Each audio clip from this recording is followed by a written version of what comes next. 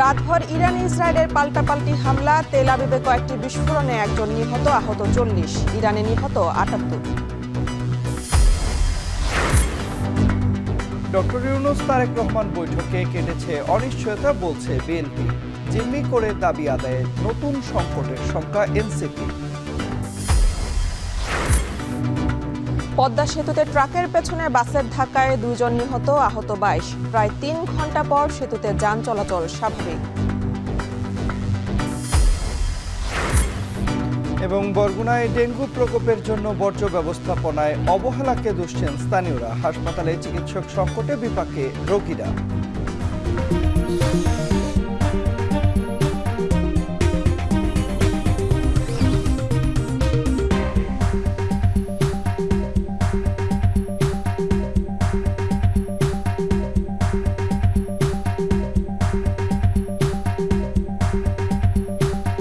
স্বাগত। এখন সকালে পুরো জুজুরের সঙ্গে আছি আমরা দুজন, আমি মেহেরিন অ্যানি এবং আমি তন্ময় কুমার রায়। শুক্রবার রাতভর পাল্টাপাল্টি হামলায় জড়িয়েছে ইরান ও ইসরায়েল। তেল আবিবে কয়েকটি লক্ষ্যবস্তুতে আঘাত হানে ইরানের ক্ষেপণাস্ত্র। এতে একজনের প্রাণহানির পাশাপাশি আহত হয়েছে অন্তত 40 জন। অন্যদিকে ইসরায়েলের 2টি যুদ্ধ বিমান ভূপাতিত করার দাবি করেছে তেহরান।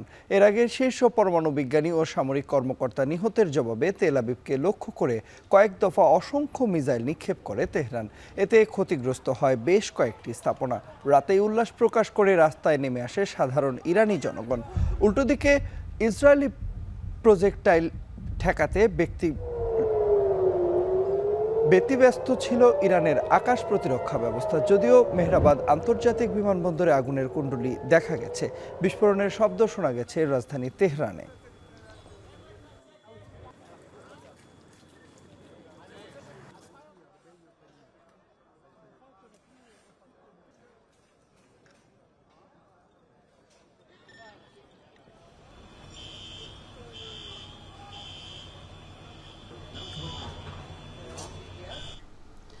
ইসরায়েলি হামলার জবাবে এবার ইহুদি ভূখণ্ডে শতাধিক ক্ষেপণাস্ত্র ছুড়েছে ইরান। ধ্বংস হয়েছে ইসরায়েলের বেশ কিছু স্থাপনা। এর আগে ইরানের সবচেয়ে বড় পারমাণবিক বিদ্যুৎ কেন্দ্র নাতানজে হামলা চালায় তেল আবিব। সংঘাত শুরুর পর ইরানে এখন পর্যন্ত 6 পরমাণু বিজ্ঞানী, 20 কমান্ডার সহ 78 জন নিহত হয়েছেন।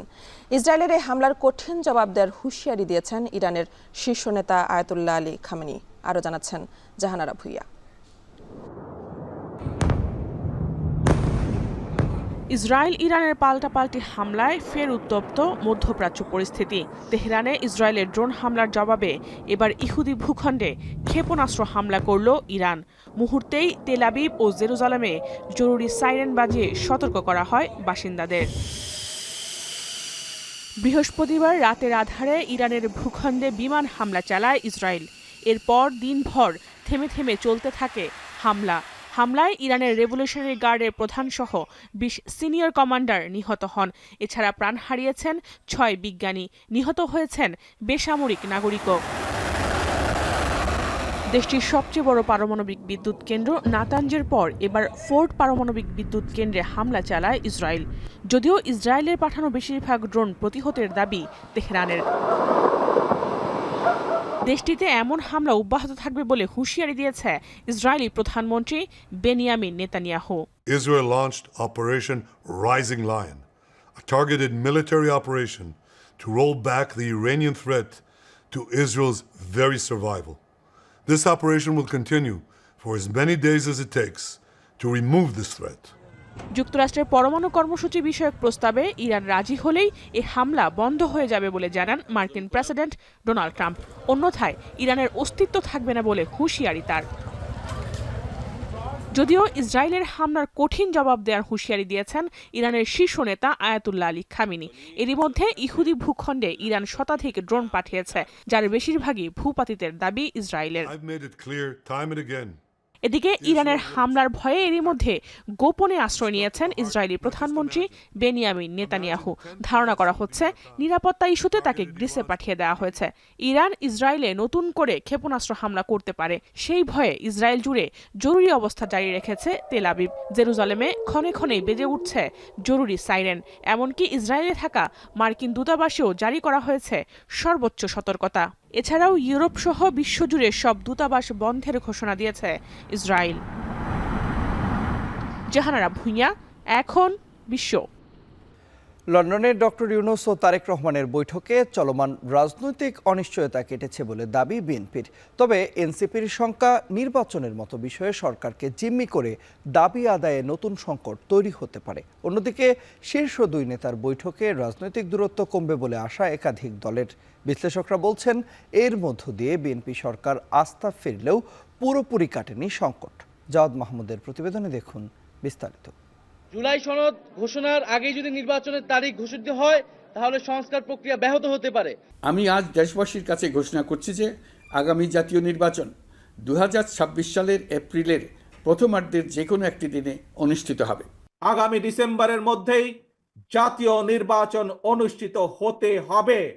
নির্বাচন নিয়ে প্রধান উপদেষ্টা ও রাজনৈতিক দলগুলোর শীর্ষ নেতাদের এমন অবস্থানে শঙ্কা জাগে দেশের গণতান্ত্রিক যাত্রা ব্যাহত হওয়ার। প্রশ্ন উঠতে থাকে ছাত্র জনতার রক্ত মারানো অর্জিত বিপ্লব ভেস্তে যাবার। রাজনীতির এমন জটিল সময়ে শুক্রবার দিনভর চোখ ছিল লন্ডনের দ্য ডরচেস্টারে ডক্টর মোহাম্মদ ইউনূস ও তারেক রহমানের বৈঠকের দিকে। প্রায় 1.5 ঘন্টা রুদ্ধদ্বার বৈঠকের পর দুপক্ষই জানায় বৈঠক ফলপ্রসূর খবর। সরকার ও বিএনপির নির্বাচনী অবস্থানের শিথিলতায় কি বৈঠককে সফল বলা হচ্ছে? এমন প্রশ্নের জবাবে বিএনপির ভারপ্রাপ্ত চেয়ারম্যান তারেক রহমানের উপদেষ্টা মাহদি আমিন বলেন, দুই নেতার নির্বাচন, সংস্কার, বিচার সহ নানা ইস্যুতে ঘনিষ্ঠ আলোচনা হওয়ার ফলে রাজনৈতিক অনিশ্চয়তা কাটার জন্যই বৈঠককে ফলপ্রসূ বলছেন তারা। এই ধরনের একটা বৈঠকের পরে যে সৌহার্দ্য, যে আন্তরিকতা আমরা দেখেছি, অবশ্যই সে অনিশ্চয়তার কালো মেঘের কথা আপনি বলছেন সেটা কেটে গিয়েছে। আমরা সেই বাংলাদেশ চাই যেখানে আমরা কাঁধে কাঁধ মিলিয়ে আমাদের সংস্কার, বিচার, প্রতিটা বিষয় জুলাই গণ অভ্যুত্থানে যে আকাঙ্ক্ষা ছিল আমরা স্বাধীন দেশের স্বাধীন নাগরিক হব, আমরা আমাদের রাষ্ট্রযন্ত্রের কাছ থেকে প্রাপ্য মর্যাদা পাবো। বিএনপি লন্ডনের বৈঠককে রাজনৈতিক অনিশ্চয়তা কাটার ক্ষণ বললেও ছাত্রদের নতুন দল এনসিপি একে স্বাগত যেমন জানাচ্ছে, তেমনি দলটির শঙ্কা সরকারকে জিম্মি করে দাবি আদায়ে তৈরি হতে পারে নতুন সংকট। একটা দল দেশকে জিম্মি করে দেশের জাতীয় এজেন্ডাকে জিম্মি করে রাখছে এবং সেখান থেকে তারা তাদের দলীয় একটা দাবিকে আদায় করে নিচ্ছে সরকারের কাছ থেকে, এটাকে যদি বলা হয় যে জাতির কালো মেঘ দূর হয়েছে, সেটাতে আমরা একমত হব না। উল্টো নতুন করে আরো অনেকগুলো শঙ্কা তৈরি হতে পারে। এবি পার্টি কিংবা গণসংহতির মতো দলের নেতারাও বৈঠককে ইতিবাচক হিসেবে দেখছেন। আলোচনায় রাজনৈতিক ভেদ কমার পাশাপাশি লন্ডনের বৈঠক নিয়ে প্রধান উপদেষ্টা অন্যান্য দলগুলোর সাথে আলোচনা করবে বলেও প্রত্যাশা তাদের। আশা করি যে মাননীয় প্রধান উপদেষ্টা আবারও রাজনৈতিক দলগুলোর সাথে আলাপ আলোচনায় বসবেন, আমরা ঐকমত্য কমিশনেও বসবো এবং আমরা এর মধ্য দিয়ে সুনির্দিষ্টভাবে সামনের গতিমুখটাও আমরা সকলেই উপলব্ধি করতে পারবো। বৈঠকটা খুবই ইতিবাচক এবং আমরা মনে করি যে এই বৈঠকের মাধ্যমে মানুষের মধ্যে একটা নতুন আশাবাদ জাগ্রত হবে এবং যে সমস্ত বিভেদ, বিশৃঙ্খলা যেগুলো ছিল এগুলো কিছুটা হলেও কমে আসবে। বৈঠক নিয়ে বিএনপি চেয়ারপারসন বেগম খালেদা জিয়ার সাবেক প্রেস সচিব মারুফ কামাল খান মনে করেন, নির্বাচনের তারিখ ঘিরেই তৈরি হয় মূল সংকট। ডেডলক খুলে যাওয়ায় সংকট কেটেছে। তবে রাষ্ট্রবিজ্ঞানী ডক্টর দিলারা চৌধুরী মনে করছেন, রাজনৈতিক দলগুলোর নানামুখী অবস্থানের কারণে সংকট এখনো কাটেনি। এই যে ডেডলকটা, এটা ছোটাটা, এটা এই ডেডলক থেকে আবার একটা সুসম্পর্ক বিল্ড আপ করা, যেটা আগের সম্পর্কে চলে যাওয়া, সেটা জরুরি ছিল। এটার মাধ্যমে কিন্তু অন্যান্য যে সমস্ত জট আছে, দ্বিমত আছে, গণতন্ত্রে তো দ্বিমত থাকবে, আলোচনা করেই তো নিষ্পত্তি করতে হবে এবং সেখানে অনেক দূর নিষ্পত্তি হয়েছে। ইলেকশনের ডেটটার কথা যে প্রফেসর ইউনূস বলেছেন ওটা কন্ডিশনাল। উনি বলেছেন সংস্কার এবং বিচার কার্য শেষ হলে তারপরে উনি ডেফিনিট ইলেকশন। উনি কিছুটা নমনীয় হয়েছেন, উনি সরে এসেছে, কিন্তু এই দুটাকে ত্বরান্বিত করে তাড়াতাড়ি যদি বিএনপি এবং অন্যান্য রাজনৈতিক দলরা ইলেকশন চায়, তারা প্রফেসর ইউনূসকে সাহায্য করে এই দুটাকে ত্বরান্বিত করে নির্বাচন হলে তখন বাংলাদেশের সংকট কাটবে, তার আগে নয়। রাজনৈতিক দলগুলো মৌলিক সংস্কারে ঐক্যমত্য পোষণ ও বাস্তবায়নে দায়িত্বশীল ভূমিকা পালন করলেই কেবল নতুন বাংলাদেশ বিনির্মাণ সম্ভব হবে। জাওয়াদ মাহমুদ, এখন, ঢাকা। ঈদের লম্বা ছুটি শেষে কর্মস্থলে ফিরছে মানুষ। এতে সড়ক, নৌ ও রেলপথে বেড়েছে যাত্রীর চাপ। কর্মস্থলে ফেরা মানুষের খবর জানাতে এই মুহূর্তে ফেনীর বাস টার্মিনাল থেকে যুক্ত হচ্ছেন সোলাইমান ডালিম ও ভোলার ইলিশা লঞ্চঘাট থেকে যুক্ত হচ্ছেন ইমতিয়াজুর রহমান। প্রথমেই আমি চলে যাব ফেনীতে ডালিমের কাছে। ডালিম, আপনি জানাবেন সড়ক মহাসড়কে যাত্রী পরিবহনের চাপ কেমন দেখছেন, এছাড়া ভোগান্তির চিত্র আছে কিনা?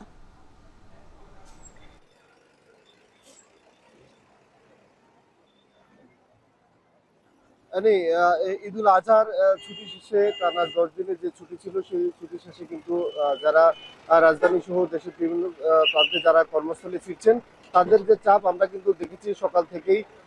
ঢাকা চট্টগ্রাম মহাসড়কের ফেনী, মহিপাল এবং শহরের এসএসকে রোডের যে bus terminal, Starline bus terminal রয়েছে সেই বাস টার্মিনালে আমরা দেখেছি রাজধানীমুখী যে মানুষগুলো সকাল ভোর 5টা থেকে কিন্তু আসতে শুরু করেছেন এবং তারা কিন্তু দীর্ঘক্ষণ অপেক্ষা করে বাসে উঠছেন এবং তাদের কর্মস্থলে ফিরে যাওয়ার জন্য তাদের যাত্রা শুরু করেছেন।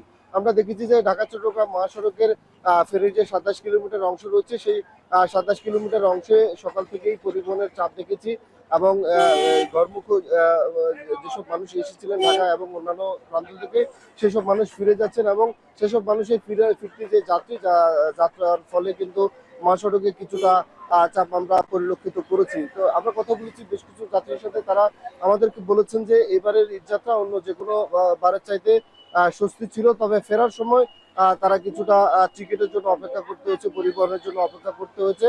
মহিপালে আমরা দূরপাল্লার কিছু যে পরিবহনের যাত্রী রয়েছে তাদের সাথে আমরা কথা বলেছি, তারা আমাদেরকে যেমনটি জানিয়েছেন যে বছরের অন্যান্য সময়ের গাড়ির যে ভাড়া সেই ভাড়া থেকে কিছুটা অতিরিক্ত ভাড়া তাদেরকে গুনতে হচ্ছে। আমরা কথা বলেছি ফেনী থেকে চট্টগ্রামগামী কিছু যাত্রীর সাথে, তারা বলেছেন যে এই পথে অন্যান্য সময় যে ভাড়া সেই ভাড়া কিন্তু আজকে ফেরার সময় কিন্তু তাদেরকে 30 থেকে 40% বেশি ভাড়া দিতে হচ্ছে।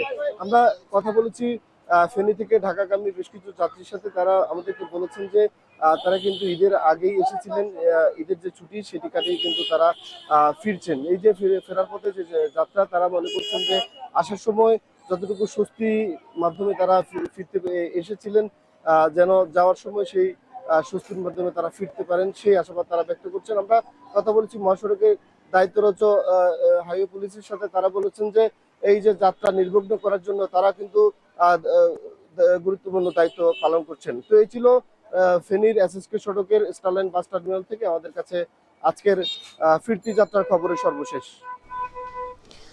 এবার চলে যাব ভোলা ইমতিয়াজের কাছে। ইমতিয়াজ, আপনি জানাবেন ঘাটে পর্যাপ্ত সংখ্যক লঞ্চ আছে কিনা, এছাড়া যাত্রীদের স্বস্তি দিতে আর কি ব্যবস্থা নেওয়া হয়েছে?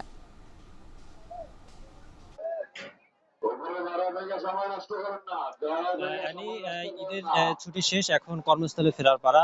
আজ সকাল থেকে কিন্তু ভোলার প্রতিটি লঞ্চ ঘাটে কিন্তু কর্মস্থলে ফেরা মানুষের উপচে পড়া ভিড় লক্ষ্য করা গেছে। আমি এখন রয়েছে ভোলার ইলিশা লঞ্চ ঘাটে। এই ঘাটে ভোলা থেকে লক্ষ্মীপুর রুটে যাতায়াতের জন্য প্রায় 6টি লঞ্চ যাতায়াত করে থাকে, 4টি সি ট্রাক এবং 2টি লঞ্চ। এই প্রতিটি লঞ্চে কিন্তু ঘাটে অবস্থাবান ছিল এবং সকাল থেকে একটি লঞ্চ ছেড়ে গেছে এবং বাকি লঞ্চগুলো কিন্তু যাত্রীরা উঠছে এবং তারা লক্ষ্মীপুর উদ্দেশ্যে যাবে এবং প্রস্তুতি রয়েছে। এছাড়াও কিন্তু ভোলা থেকে ঢাকা রুটেও সকাল থেকে 3 থেকে 4টি লঞ্চ যাওয়ার প্রস্তুতি রয়েছে। সকাল 7:30টা থেকে লঞ্চ যাবে এবং প্রতিটি লঞ্চে কিন্তু একরকম কানায় কানায় পূর্ণ রয়েছে বলে কিন্তু আমরা দেখতে পেয়েছি। তবে এই ঘাটে এখন পর্যন্ত যে লঞ্চ রয়েছে তাতে যাত্রীর তুলনায় লঞ্চ স্বাভাবিক রয়েছে। তবে বেলা বাড়ার সাথে সাথে কিন্তু যাত্রীদের চাপ বাড়বে, কেননা গতকালকে আমরা দেখেছি যে ভোলার এই ইলিশা লঞ্চ ঘাটে কিন্তু যাত্রীদের তুলনায় লঞ্চ কম থাকা যাত্রীরা একরকম দুর্ভোগে পড়েছেন। তপ্ত রৌদ্র কিন্তু তারা একরকম নাজেহাল অবস্থা ছিল, কিন্তু সেক্ষেত্রে আজকে বেলা বাড়ার সাথে সাথে যদি দুর্ভোগ হয় বা যাত্রীদের চাপ বৃদ্ধি পায় তাহলে বিআইডব্লিউ কর্তৃপক্ষের মাধ্যমে কিন্তু লঞ্চ সংখ্যা বৃদ্ধির কথাও কিন্তু বিআইডব্লিউটিএ জানিয়েছে। এছাড়াও আপনি বিষয়ে জানিয়ে রাখি, ভোলার যে বাকি 17টি ঘাট রয়েছে প্রতিটি ঘাট থেকে কিন্তু ঢাকা ভোলা সহ অভ্যন্তরীণ রুটের প্রতিটি রুটে কিন্তু যাত্রীদের উপচে পড়া ভিড় এবং তারা কর্মস্থলে ফিরতে শুরু করেছে বলে কিন্তু আমরা দেখেছি। এছাড়াও যেই বিআইডব্লিউটিএ কর্মকর্তার সাথে কথা বলেছিলাম, তারা জানিয়েছেন যে বিগত সময়ে যেই অবৈধ স্পিডবোট বা স্টিলের যে ইঞ্জিনচালিত ট্রলারের মাধ্যমে যাত্রীদের পারাপার হতো, তা গতকালকে তারা অভিযান পরিচালনার পর থেকে আজকে থেকে তারা আরো কঠোর কঠোরভাবে অভিযান পরিচালনা করবে, যাতে করে কেউ এই উত্তাল মেঘনা পাড়ি দিয়ে এই ভোলা লক্ষ্মীপুর রুটে কেউ এই অবৈধভাবে যাত্রী পারাপার করতে না পারে, যাত্রীদের নির্বিঘ্ন যাতে যাতায়াত হয়, সেক্ষেত্রে কিন্তু তারা তৎপর রয়েছে বলে কিন্তু বিআরডব্লিউটি জানিয়েছে। তো সবশেষে বলা যায় ভোলার প্রতিটি লঞ্চ ঘাটে কিন্তু এখন ঈদের ছুটির শেষ দিনে কিন্তু কর্মস্থলে ফেরা মানুষের উপচে ভরা ভিড় রয়েছে। তো এই ছিল আমার কাছে ভোলা ইলিশা লঞ্চ ঘাট থেকে সর্ব তথ্য। প্রশাসনের এক উদ্যোগে পাল্টে গেছে রাজধানীর ব্যস্ততম বছিলা 3 রাস্তা মোড়ের চিত্র। রাস্তার যে কোনো দিকে মোড় নিতে ঘুরে আসতে হবে ইউটার্ন নিয়ে, ফলে সিগন্যালে অপেক্ষা করতে হচ্ছে না দীর্ঘ সময়। শুধু বছিলা নয়, কৌশলটি ব্যবহার করা হচ্ছে 0 পয়েন্ট, মানিক মিয়া এভিনিউ সহ আরও বেশ কয়েকটি রাস্তায়। পাশাপাশি ট্রাফিক সহকারী নিয়োগ ঢাকার ট্রাফিক নিয়ন্ত্রণে যোগ করেছে বাড়তি মাত্রা। তহিদুল তারেকের প্রতিবেদনে দেখুন বিস্তারিত। আমি দাঁড়িয়ে আছি মোহাম্মদপুর 3 রাস্তার মোড়ে। রাজধানীর অন্যতম গুরুত্বপূর্ণ এই সড়কটির একদিকে সদরঘাট, অন্যদিকে গাবতলী, রয়েছে ধানমন্ডি ও কেরানীগঞ্জের মতো গুরুত্বপূর্ণ সব এলাকা। এই ব্যস্ততম সড়কটিতে ঘন্টার পর ঘন্টা যানজট ছিল একটি নৈমিত্তিক চিত্র।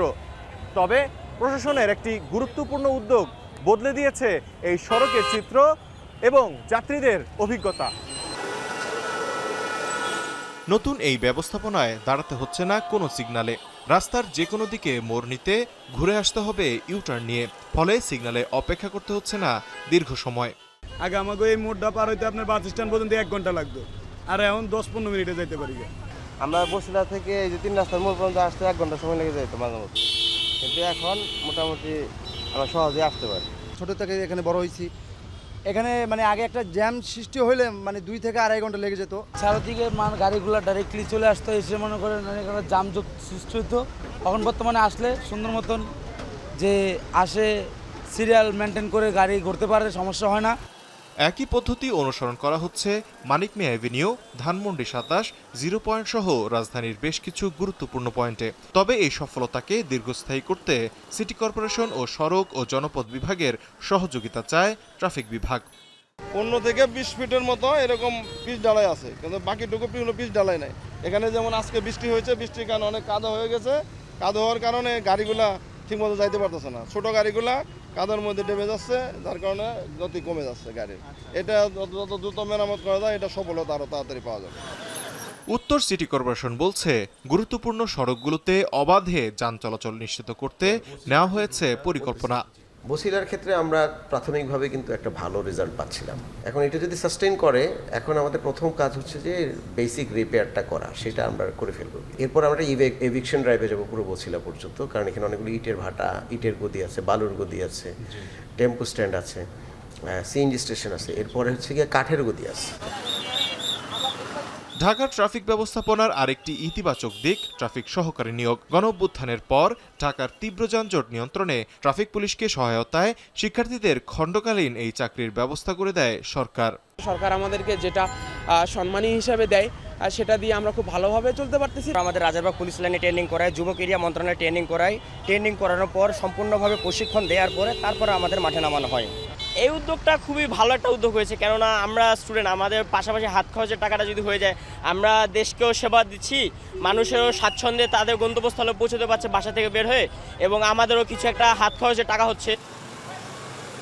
গেল 50 বছরেও সুরাহা না হওয়া ট্রাফিক ব্যবস্থা নিয়ে অন্তর্বর্তী সরকারের আমলের ইতিবাচক উদ্যোগ আশার আলো দেখাচ্ছে নগরবাসীকে। তৌহিদুল তারেক, এখন, ঢাকা। পদ্মা সেতুর ঢাকামুখী লেনে মুন্সিগঞ্জের মাওয়া প্রান্তে বাস ও ট্রাকের ধাক্কায় 2 জন নিহত হয়েছেন। আহত হয়েছেন অন্তত 10 জন। প্রায় 3 ঘন্টা যান চলাচল বন্ধ হয়ে যায়। রাত 11টার দিকে খুলনা থেকে আসা ইমাদ পরিবহন একটি তেল ভর্তি ট্রাককে ধাক্কা দেয়। ঘটনাস্থলে 1 জন নিহত হন। পরে হাসপাতালে নেয়ার পথে আরও 1 জনের মৃত্যু হয়। আহত হয়েছেন 10 জন। মুন্সিগঞ্জ ফায়ার সার্ভিসের 2টি ইউনিট ঘটনাস্থলে পৌঁছে পরিবহন দুটি সরিয়ে দেয়। সেতুর উপরে কেমিক্যাল ছড়িয়ে যাওয়ায় তা পরিষ্কার করতে সময় লাগায় প্রায় 3 ঘন্টা বন্ধ থাকে যান চলাচল। জাজিরা প্রান্ত ছাড়িয়ে শিবচর পর্যন্ত দেখা দেয় তীব্র যানজট। পরে সেনাবাহিনীর সহায়তায় যান চলাচল শুরু হয়। এই ঘটনায় কাউকে গ্রেফতার করা হয়নি, গঠন করা হয়নি কোনো তদন্ত কমিটি। পদ্মা সেতুর 2 নম্বর পিলারের এখানে অ্যাক্সিডেন্ট হয়েছে। তাৎক্ষণিক শ্রীনগর ফায়ার স্টেশনের 2টি ইউনিট দ্রুত ঘটনাস্থলে এসে দেখতে পায় যে একটি ট্রাক দাঁড়ানো ছিল, এই ট্রাককে পিছন থেকে ইমাদ পরিবহন ধাক্কা দেয়। ধাক্কা দিলেই ঘটনাস্থলে 1 জন নিহত হয়, 10 জন আহত হয়। 10 জনকে আমরা উদ্ধার করে শ্রীনগর হাসপাতালে প্রেরণ করি। হাসপাতালে 1 জন নিহত হয়। একটা লেনে গাড়িটা বন্ধ ছিল, বন্ধ করে আমরা ফায়ার ব্রিগেডের মাধ্যমে আমরা আমাদের যে ওয়াটার ট্যান্ডার আছে, ওয়াটার ট্যান্ডার দিয়ে পুরা পানি মেরে দিয়ে পুরা জায়গাটাকে পরিষ্কার করে দিচ্ছি। আপাতত কোনো সমস্যা নেই, এখন যান চলাচল স্বাভাবিক আছে। দেশে ডেঙ্গুর নতুন হটস্পট হিসেবে চিহ্নিত হয়েছে উপকূলীয় জেলা বরগুনা। আক্রান্তের সংখ্যা দেশের মোট আক্রান্তের প্রায় 25%। এবছর এডিস মশার প্রকোপের কারণ হিসেবে জলবায়ু পরিবর্তন সহ বর্জ্য ব্যবস্থাপনায় অবহেলা আর অনিয়মকে দুষছেন স্থানীয়রা। এদিকে হাসপাতালে চিকিৎসক সংকটে ভোগান্তি বাড়াচ্ছে। বরগুনা থেকে জিয়াদ মাহমুদের প্রতিবেদনে দেখুন বিস্তারিত। প্রায় 12 লাখ মানুষের জেলা বরগুনায় বাড়ছে ডেঙ্গুর প্রকোপ। দেশের মোট আক্রান্তের 25%ই এ জেলার মধ্যে হটস্পট হিসেবে চিহ্নিত করা হয়েছে পৌর শহর ও গৌরীচন্না ইউনিয়নকে। শহরের কাঠপট্টি এলাকার প্রতি ঘরেই 2 থেকে 3 জন করে আক্রান্ত রোগী রয়েছেন। এরই মধ্যে মারা গেছেন কয়েকজন।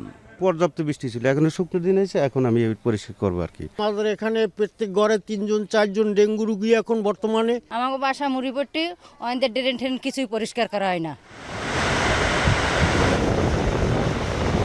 গত মে মাসের শেষ ভাগে নিম্নচাপের কারণে জোয়ারের পানিতে প্লাবিত হয় নিম্নাঞ্চল। এরপর কয়েকদিন চলে ভারী বর্ষণ। বিশেষজ্ঞরা বলছেন, বৃষ্টিপাত শেষের পর যে তাপ প্রবাহ শুরু হয় সেটি এডিসের বংশবিস্তারে সহায়ক ভূমিকা পালন করেছে।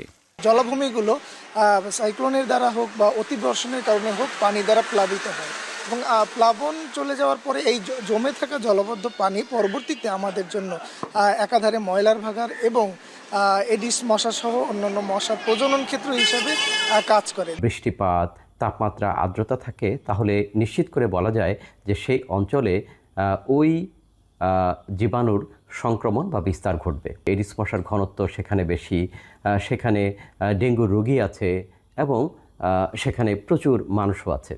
সে কারণে সেইখানে ডেঙ্গু রোগটি বিস্তৃত হয়েছে এবং সামনের দিনগুলোতে আরও বেশি বিস্তৃত হবে।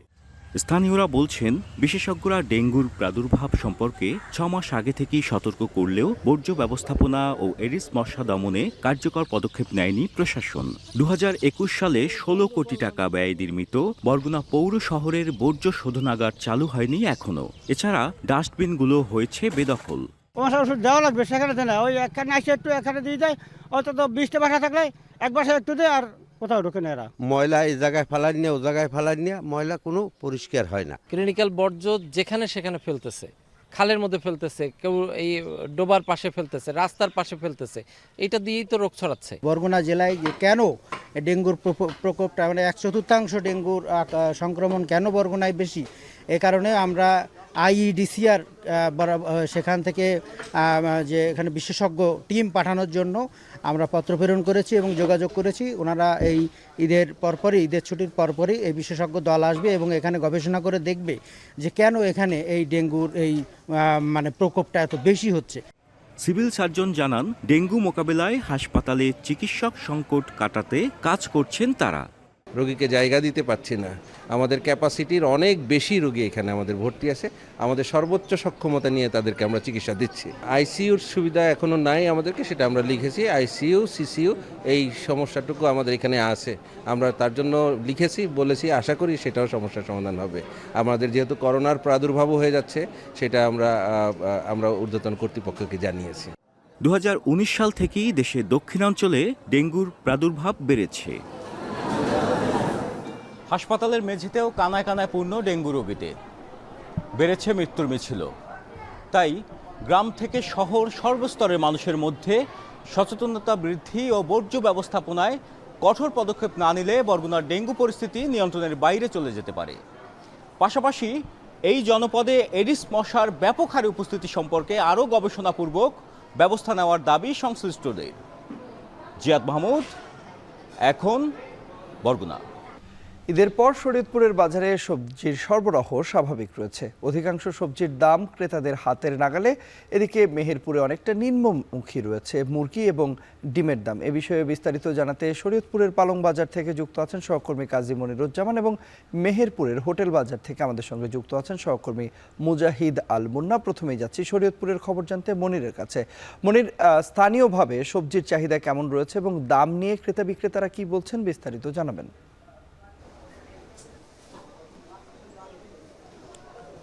তন্ময়, মূলত স্থানীয়ভাবে সবজির সরবরাহ কিন্তু বেশ কিছু সবজির সরবরাহ স্বাভাবিক রয়েছে। দু একটি সবজির সরবরাহ কম থাকায় একটু দাম বেড়েছে, তবে অধিকাংশ সবজির দামই কিন্তু স্থিতিশীল রয়েছে, এমনটা কিন্তু এখনকার এই বাজারের যেই ব্যবসায়ীরা রয়েছেন তারা বলছেন। আমি বাজার ঘুরে দেখেছি যে ক্রেতার উপস্থিতি কিন্তু সকাল থেকে অনেকটাই কম। বিক্রেতারা যেমনটা বলছেন যে আসলে তীব্র গরম এবং ঈদ পরবর্তী এই কারণেই বাজারে ক্রেতার সংখ্যা একেবারেই উপস্থিতি একেবারে কম, এমনটাই কিন্তু আমরা দেখছি। আর আমি যদি বলি সবজির দামের কথা, এই তিনটি সবজির দাম 5 টাকা কেজি প্রতি কমেছে। পটল, চিচিঙ্গা এবং ঢ্যাঁড়স 5 টাকা কমে বিক্রি হচ্ছে 30 টাকা কেজি দরে। একই অবস্থা রয়েছে কয়েকটি সবজির দাম। আমরা বলতে পারি যে শসা 30 টাকা, করলা 50 টাকা এবং বেগুন 50 টাকা কেজি দরে বিক্রি হচ্ছে। বরবটি আগের দামে বিক্রি হচ্ছে 60 টাকা কেজি দরে। তবে কয়েকটি সবজির সরবরাহ কম এবং দামও কিন্তু একটু বেড়েছে, এমনটা বিক্রেতারা বলছেন। যেহেতু ঈদ, এখানে সালাদের একটা সরবরাহ বাড়ে, সেই কারণে চাহিদা বাড়ে, সেই কারণে কিন্তু আসলে ঈদ পরবর্তী এই গাজর 160 টাকা কেজি দরে বিক্রি হচ্ছে। গাজর স্থানীয়ভাবে এই গাজর নেই, চায়নার গাজরটাই বাজারে রয়েছে। পাশাপাশি টমেটো কিন্তু 100 থেকে 110 টাকা কেজি দরেই বিক্রি হচ্ছে।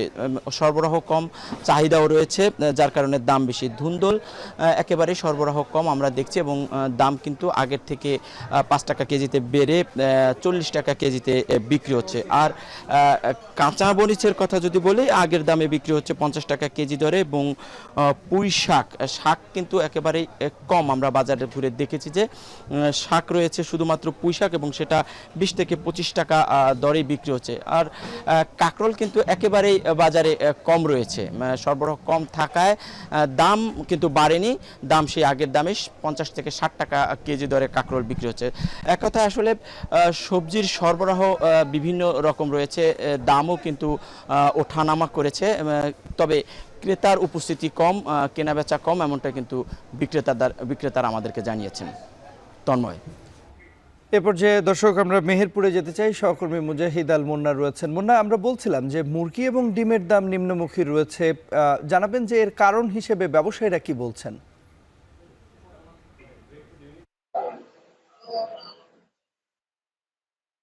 তন্ময়, আপনাকে জানিয়ে রাখি, মেহেরপুরে কিন্তু কোরবানির ঈদের পর থেকেই নিম্নমুখী মুরগি এবং ডিমের বাজার।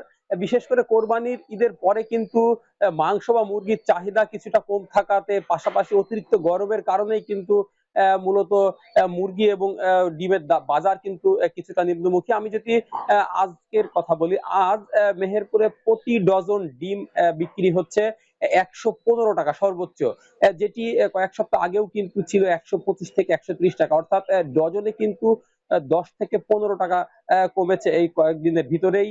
এছাড়াও হাঁসের ডিম বিক্রি হচ্ছে 140 টাকা ডজন, যেটি গত কয়েকদিন আগে 150 থেকে 160 টাকা করে বিক্রি হচ্ছিল।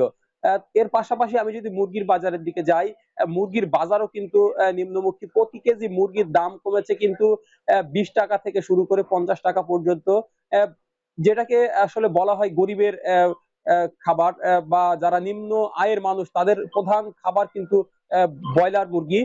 প্রতি কেজি ব্রয়লার মুরগি আজকের বাজারে বিক্রি হচ্ছে 170 থেকে 180 টাকা কেজি দরে, যেটি গত ঈদের আগের দিনও কিন্তু বিক্রি হয়েছে 200 থেকে 220 টাকা কেজি। এর পাশাপাশি সোনালী মুরগি আজ বিক্রি হচ্ছে 240 থেকে 250 টাকা, যেটি গত কয়েকদিন আগে অর্থাৎ ঈদের আগে মেহেরপুর বাজারে 280 থেকে 300 টাকা ছিল। এছাড়াও লেয়ার মুরগি বিক্রি হচ্ছে 260 টাকা করে, যেটি ঈদের আগে বিক্রি হয়েছে 300 থেকে 320 টাকা। এর পাশাপাশি তবে দেশি মুরগির দাম কিন্তু কিছুটা বেশি। প্রতি কেজি দেশি মুরগি বিক্রি হচ্ছে 500 টাকা করে। এছাড়াও কিন্তু সব ধরনের মুরগির দামই কিন্তু নিম্নমুখী। আমি কয়েকজন ব্যবসায়ীর সাথে কথা বলেছি, তারা আমাকে জানিয়েছেন যেহেতু বাজারের চাহিদার তুলনায় ক্রেতার সংখ্যা কিন্তু অনেকটাই কম। বাজারে সরবরাহ ভালো থাকলেও কিন্তু ক্রেতা কিন্তু কিছুটা কম, যার ফলে নিম্নমুখী। তবে এই নিয়ে কিন্তু যারা মুরগির ফার্মার তারা কিন্তু বেশ চিন্তিত। তন্ময়, এই ছিল আমার কাছে মুরগির এবং ডিমের সর্বশেষ পরিস্থিতি। টাঙ্গাইলে ফসল উৎপাদন খরচ কমাতে ৬৫ কোটি টাকায় ১৮৪টি গভীর নলকূপ বরাদ্দ দেয় বিএডিসি। এসব নলকূপ সমিতির মাধ্যমে পরিচালিত হওয়ার কথা, অথচ বেশিরভাগ নলকূপই প্রভাবশালীদের দখলে। নিয়ম অনুযায়ী বিঘা প্রতি ১২০০ থেকে ১৫০০ টাকা নেয়ার কথা থাকলেও সিকি হিসাবে ধান আদায় করা হচ্ছে। এতে প্রতি বিঘায় ৫ থেকে ৬ হাজার টাকার ধান দিতে হচ্ছে কৃষকদের। সেই হিসেবে জেলার কৃষকদের অন্তত ১০ কোটি টাকা ব্যয় বেড়েছে। টাঙ্গাইল থেকে আরও জানাচ্ছেন কাউসার আহমেদ। টাঙ্গাইল সদরের ভাটচান্দা গ্রামের কৃষক আব্দুল কাদের। বড় মৌসুমে তিনি ভাটচান্দা মৌজার গভীর নলকূপের আওতায় ২ বিঘা জমিতে ধান চাষ করেছেন, যেখান থেকে বিঘা প্রতি ২৫ থেকে ২৬ মণ ধান পাওয়ার আশা তার। তবে চড়া উৎপাদন খরচ মিটিয়ে পাওনা ধানের ৪ ভাগের ১ ভাগ বা সিকি ভাগই দিয়ে দিতে হবে সেচ খরচ বাবদ। মেশিনালারে আমাদের পাখিতে ৬ মণ করে ধান দিলেও আমাদের ২ বিঘায় তাতে ১২ মণ ধান যায়। ১২ মণ ধান গেলে নিম্ন স্তর ১২,০০০ টাকা যায়। আর টাকা দিলে বাদে ৩,৫০০ টাকা দিলে আমাদের আবাদ উড়ানি যাইত। অন্য সেচ পাম্পের অধীনে কৃষকরা যেখানে ৩ থেকে ৩,৫০০ টাকায় পুরো মৌসুমের সেচ খরচ মেটাতে পারেন, সেখানে বিএডিসির বরাদ্দ ১৮৪টি গভীর নলকূপের আওতায় সেচ বাবদ টাকার পরিবর্তে ধান নেয়ায় কৃষকদের উৎপাদন ব্যয় বেড়েছে প্রায় দ্বিগুণ। এতে আব্দুল কাদেরের মতো ১২টি উপজেলার কৃষকরা আর্থিকভাবে ক্ষতিগ্রস্ত হচ্ছেন। জেলার কৃষকদের অভিযোগ, নলকূপগুলো সমিতির মাধ্যমে পরিচালনা করার কথা থাকলেও বেশিরভাগই প্রভাবশালীদের দখলে। এটা বর্তমান সিকি ভাগ নাই, ঠিক আছে, ৪ ভাগের 1 ভাগ মিশিং আলাই নিয়ে যায়। পাখিতে ২০ মণ ধান হয়, সিকি বাদ দেওয়া হয়তো ১৫-১৬ মণ পাই আমি। তবে এ বিষয়ে ক্যামেরার সামনে কথা বলতে রাজি নন পাম্প পরিচালনার দায়িত্বে থাকা ব্যক্তিরা। আবার কেউ কেউ জানান টাকা নিলে অনেক ভোগান্তি পোহাতে হয়, তাই আদায় করা হয় ধান। টাকা ধরেন ওই একজনের দেয়, আরেকজনের দেয় না, একজনের ২ মাস পরে দেয়, একজনের হয়তো ১৫ দিন পরে দেয়, এটা মেশিন চলে না। অর্থনীতিবিদরা বলছেন প্রান্তিক পর্যায়ের অর্থনীতির চাকা সচল রাখতে ও কৃষকদের লোকসান কমাতে নজরদারি বাড়ানোর তাগিদ। আর কৃষি কর্মকর্তা বলছেন বিএডিসির আওতাধীন সেচের বিভিন্ন স্কিম আছে, যেগুলো স্কিম ম্যানেজারের দ্বারা পরিচালিত হয়। তাই চুক্তির সময় বিষয়টি পরিষ্কার করে নেয়ার পরামর্শ। যে পরিমাণ টাকা অথবা ওই টাকা সমপরিমাণ ফসল যদি দেয়া লাগে, সেটা আগেই চুক্তিতে নির্দিষ্ট করে দিতে হবে। এই ক্ষেত্রে যদি কোনো ব্যত্যয় হয়, কৃষকের একটা অধিকার দিতে হবে যাতে সে পরবর্তীতে বিভিন্ন আইনি লড়াইয়ে এই টাকাটা উনি উসুল করতে পারে। বিএডিসির সেচ প্রকল্প তো বিএডিসি পরিচালনা করে না, এগুলো তারা ভাড়া দিয়ে দেয়। এটা ওইখানকারই স্থানীয় কৃষকরা এটা পরিচালনা করে, স্কিম ম্যানেজার যারা আর কি। এবং স্কিম ম্যানেজারদের সাথে কৃষকদের একটা চুক্তি হয়। এখন কৃষক যদি তার চুক্তিতে ধান নির্ধারণ করে থাকে, এখানে আমাদের তো করার কিছু নেই। বিএডিসির নির্বাহী প্রকৌশলী জানান, এ নিয়ে কোনো অভিযোগ তারা পাননি, পেলে যথাযথ ব্যবস্থা নেওয়া হবে। সেচ বিভাগ কৃষকের স্বার্থে কাজ করে, আমরা সবসময় এই বিষয়ে তৎপর। আমরা কোনো যদি এই অভিযোগ পাওয়া যায় তাহলে অবশ্যই আমরা সেই সাথে সাথে ব্যবস্থা নিই। টাঙ্গাইলে গভীর নলকূপের আওতায় প্রায় ৪,০০০ হেক্টরে বোরো চাষ হয়েছে। এসব জমি থেকে সেচ বাবদ কৃষকদের অন্তত ১০ কোটি টাকার বাড়তি খরচ মেটাতে হচ্ছে। এখন টাঙ্গাইল। দিনাজপুরের ঘোড়াঘাটে বাস ট্রাক সংঘর্ষে ৫ জন নিহত হয়েছেন, আহত হয়েছেন আরও ১৫ জন। পুলিশ জানায় রাত ৩:৩০টার দিকে দিনাজপুর গোবিন্দগঞ্জ মহাসড়কের ঘোড়াঘাট পৌর শহরের নূরজাহানপুর এলাকার এ মর্মান্তিক ঘটনা ঘটে। মহাসড়কের পাশে বিকল হয়ে দাঁড়িয়ে থাকা আম ও বালু বোঝাই ২টি ট্রাকের পেছনে ধাক্কা দেয় নাবিল পরিবহনের একটি নৈশ কোচ। এ সময় ঘটনাস্থলে ৫ জন নিহত হয়, আহত হয়েছেন আরও ১৫ জন। তাদেরকে ঘোড়াঘাট উপজেলা স্বাস্থ্য কমপ্লেক্স ও দিনাজপুর মেডিকেল কলেজ হাসপাতালে চিকিৎসা দেওয়া হচ্ছে। পঞ্চগড় থেকে ছেড়ে আসা নাবিল পরিবহনের বাসটি ঢাকা যাচ্ছিল।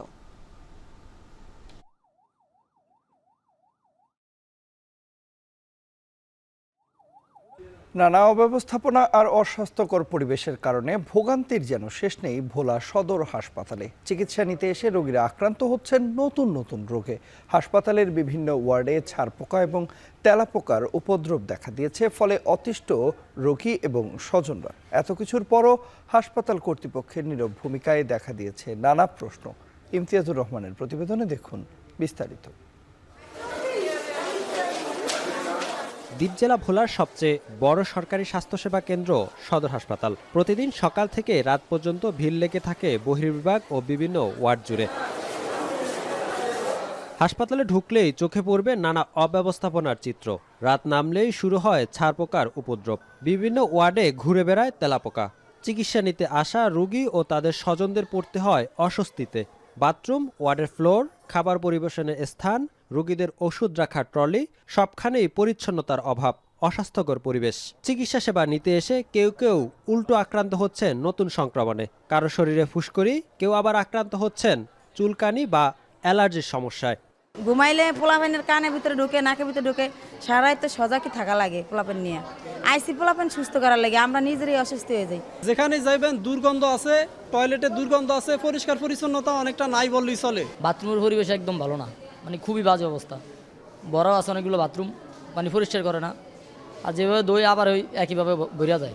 বাচ্চাদের অসুখ যতটুকু ভালো হবে ততটুকু আরও বেশি হবে, কারণ পোকামাকড়ের জন্য ওনারা তো পারে কিছু মেডিসিন বা ওষুধ দিয়ে পোকামাকড়গুলো মেরে ফেলতে।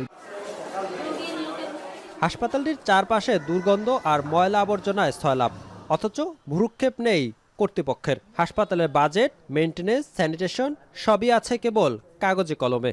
হাসপাতালের এই অস্বাস্থ্যকর পরিবেশ, এই তেলাপোকা ছারপোকা শুধু রুগী না, রুগীর আত্মীয় স্বজন, ডাক্তার, নার্স সহ সেবার কাজে যারা জড়িত তাদের জন্য কিন্তু ঝুঁকি তৈরি করছে। রুগীরা আরও রুগী হয়ে যাচ্ছে এই তেলাপোকা ছারপোকার কামড়ের কারণে। তারা ঘুমাতে পারে না, ফলে এগুলোর ব্যাপারে প্রয়োজনীয় ব্যবস্থা অত্যন্ত জরুরি। কর্তৃপক্ষ বলছে কীটনাশক প্রয়োগ ও পোকামাকড় নির্ধারণের জন্য চাহিদাপত্র পাঠানো হয়েছে, তবে বাস্তবায়নে সময় লাগছে। পরিষ্কার পরিচ্ছন্নতা এবং প্রতিদিন ওয়াশ আউট আমরা করছি, কিন্তু ঝামেলাটা হচ্ছে অন্য জায়গায় কিছু স্ট্রাকচারাল ডিপার্টমেন্টই আছে। এগুলো যখন আমরা ওয়াশ করি তখন এগুলো আমাদের পুরোনো দেওয়ালগুলোর ফাঁক ফোকরগুলো বেশি, সেসব জায়গাতে চলে গিয়ে পরে আবার এসে ডিস্টার্ব করতেছে। আমরা পিডাব্লিউডির সাথে কথা বলেছি, তারা হচ্ছে আমাদেরকে হেল্প করবেন বলছেন। ওই টাইলসের পাশে যে জায়গাগুলো আছে ওগুলো পুডিং করে দিয়ে যাতে ইনভেস্ট না করতে পারে। ভোলা সদর হাসপাতালের এই চিত্র জনস্বাস্থ্যের জন্য এখন বড় হুমকি। এই দুরবস্থা দ্রুত সমাধান না হলে সাধারণ মানুষ চিকিৎসার জন্য আর আস্থা রাখতে পারবে না সরকারি ব্যবস্থাপনার ওপর। তাই দ্রুত সমস্যার সমাধান না করলে এই রোগ নিরাময়ের স্থানটি পরিণত হতে পারে রোগ ছড়ানোর কেন্দ্র হিসেবে। ইমতিয়াজুর রহমান, এখন ভোলা। শ্রীলঙ্কার বিপক্ষে দেশ ছাড়ার আগে 1 বছরের জন্য ওয়ানডে দলের অধিনায়কের দায়িত্ব পেয়েছেন মেহেদী হাসান মিরাজ। খারাপ সময়ে দায়িত্ব নিয়ে জানালেন বিশ্বকাপের আগে দলকে ভালো অবস্থানে নিয়ে যেতে প্রস্তুত তিনি। আর প্রথম অ্যাসাইনমেন্ট শ্রীলঙ্কায় সিরিজ জয়ের লক্ষ্যই যাচ্ছে তারা। এদিকে নাজমুল হোসেন শান্তর হঠাৎ অধিনায়কত্ব হারানো দলে নেতিবাচক প্রভাব ফেলবে না বলে নিশ্চয়তা দিলেন নতুন এই অধিনায়ক। ওয়াসিউল হক পান্থ জানাচ্ছেন বিস্তারিত। ঘোর অমানিসা যখন দেশের ক্রিকেট পাড়ায়, সেই সময় আরও একটি চমকপ্রদ সিদ্ধান্ত ক্রিকেট বোর্ডের। শ্রীলঙ্কা সফরের আগের রাতে মেহেদী হাসান মিরাজকে দেওয়া হয়েছে ওয়ানডে ফরম্যাটের দায়িত্ব। বয়সভিত্তিক পর্যায় থেকে শুরু করে ঘরোয়া ক্রিকেট সবখানেই নিয়মিত নেতৃত্ব দিয়েছেন মিরাজ। তবে আনুষ্ঠানিকভাবে জাতীয় দলের নেতৃত্ব পেতে অপেক্ষা করতে হলো প্রায় 9 বছর, তাও এমন এক সময় যখন প্রিয় ফরম্যাট ওয়ানডেতেও ঢুকছে তারা। বেশি লং টাইম থাকলে তো ভীষণটা ভালো থাকে, যেহেতু ওডিআই সামনে ওয়ার্ল্ড কাপ, আর এটা সম্পূর্ণ একটা বোর্ডে তারা কিভাবে চিন্তা করছে, যেহেতু হয়তো টিমটা একটু মনে করেন এখন আমরা একটু স্ট্রাগল করছি ওডিআইতে, হয়তো চিন্তা করছে যে না একটা বছর আমরা একটা জায়গায় দাঁড় করাই ওডিআই টিমটাকে, সো তারপরে হয়তো আমাদের নেক্সট স্টেপ বা প্ল্যানিংটা তারা এই জিনিসটা জানাতে পারবে যে জিনিসটা কিভাবে করবে। হঠাৎ শান্তর অপসারণে ক্রিকেট মহলে ফিসফাস। আবারও কি ড্রেসিং রুমে তৈরি হবে গুমট পরিবেশ? দেখেন, শান্ত আর আমি তো ছোটবেলা থেকে একসাথে একসাথেই ক্রিকেট খেলেছি, আন্ডার-15 থেকে আমরা একসাথে আছি। তা আমাদের কাছে যে জিনিসটা মনে হয় যে ক্যাপ্টেন ডাজেন্ট ম্যাটার, দিন শেষে আমরা দেশের হয়ে ক্রিকেট খেলি এবং হয়তো মনে করেন যে শান্ত আর আমার ভিতরে এই জিনিসগুলো কখনই কাজ করবে না। ও যখন ক্যাপ্টেন্সি করেছে আমি ওকে অনেক হেল্প করেছি এবং আশা করি যে ও আমাকে অনেক হেল্প করবে এবং ওর সাথে আমার এই কথাই হয়েছে যে আমাকে একটা কথাই বলেছে, ক্যাপ্টেন্সি এটা মানে আমিও কখনো কোনো কিছু ফিল করিনি, আশা করি যে এটা আমার ভিতরে এই জিনিসটা আসবে না। আমরা একত্রে আমরা কাজ করব বাংলাদেশের হয়ে এবং আমরা বাংলাদেশকে একটা ভালো জায়গায় দাঁড় করাতে চাই। সর্বশেষ চ্যাম্পিয়ন্স ট্রফির পর এবারই প্রথম ওয়ানডে সংস্করণ খেলতে নামছে বাংলাদেশ, আর শ্রীলঙ্কাতেই জয় দিয়ে শুরু করতে চান মিরাজ। অবশ্যই লক্ষ্য থাকবে সিরিজ জেতা ফার্স্টে, এবং যেহেতু আমরা ওডিআইতে অনেক দিন পর খেলছি এবং ফার্স্ট ম্যাচটা আমাদের জন্য অনেক ইম্পর্টেন্ট। আর যেহেতু আপনি দেখেন যে গত বছর আমরা বেশি ওডিআই ম্যাচ খেলিনি, সো আমাদের জন্য এটা একটা চ্যালেঞ্জ। পূর্ণাঙ্গ সিরিজ খেলতে বৃহস্পতি ও শুক্রবার 2 ভাগে দেশ ছেড়েছে টাইগাররা। 17 জুন গলে মাঠে গড়াবে প্রথম টেস্ট। 3 ম্যাচের ওয়ানডে সিরিজ শুরু 2 জুলাই। ওয়াসিল হক পান্থ, এখন ঢাকা। এরই মধ্য দিয়ে চলে এলাম এখন সকালের একেবারে শেষ প্রান্তে। তবে তার আগে শিরোনামগুলো আরো একবার।